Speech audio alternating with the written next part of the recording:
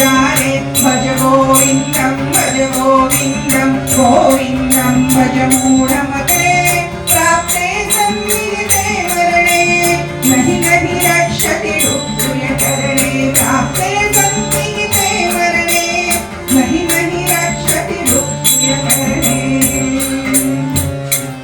त्यामुळे आज नाही उद्या नाही, मला सांगा लग्नाला मर्यादा आहे की नाही? हा की बाबा 18च्या पुढेच करू शकतो. काही आपल्या पायावर मुलं उभी राहिली, स्वतःची काही कमाई आहे, एखादं छोटंसं का होईना, ती जी येणारी आता गृहलक्ष्मी आपली साथीदाराने जीवनसाथी, आपल्याला राहण्यासाठी छोटंसं का होईना एक घर आहे, असं झाल्यावर मग मुलं लग्न करतात की नाही आणि मुली. त्याला वय ठरावी, काही मर्यादा आहेत. पण महाराज म्हणतात, श्रोतेहो ऐका, परमार्थाला अशी काही अट नाही. मग आजपर्यंत जर नसेल आपल्याकडून घडलं तर आता इथे बसल्यापासून भगवंताला सांगा, भगवंता शेवटच्या श्वासापर्यंत माझ्याकडनं तू नामस्मरण करून घे.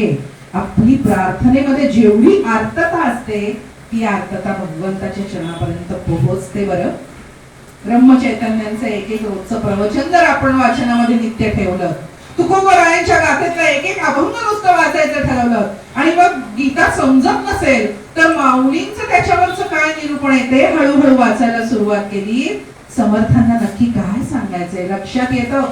अहो मूर्खाची पडत मूर्खाची लक्षणं तो समास वाचायला घेतला ना, म्हणजे आपण या भूतलावर या विश्वपटलावरती आपण कोण आहोत, आपली पात्रता खरंच काय आहे लक्षात येतं.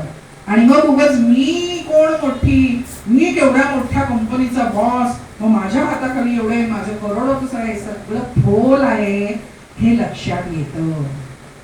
ही जाणीवच महत्वाची आहे. असं टाबो फोडून आपल्याला तुकोबरायांनी सांगितलं.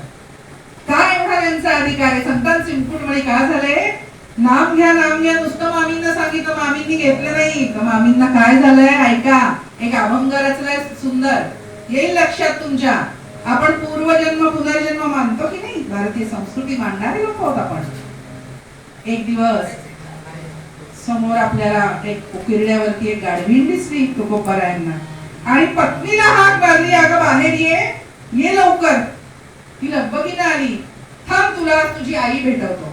तिला वाटलं आज काही लहर आली काय, माझी चेष्टा करायची. तुकोबरायांनी काय सुंदर अभंग रचला बघा. हा तुकोबरायांनी सांगितलं का मामी माझ्या रामाचं नाम घ्या हो, पण नाही ऐकलं. मग त्या विसरल्या. मग काय झालं? माझ्या रामा विसरलीस म्हणून गाढ म्हणून गाढवी झालीस. माझ्या रामा विसरलीस म्हणून गाढवी झालीस. मामींना कुठला जन्म मिळाला पुढचा? अशुभच जगणं नशिबी आलं हो. कुठं लोळायचंय आता? गाद्या गिल्ड्यांवर नाही, किरड्यावर. आता कैची पुराण पोळी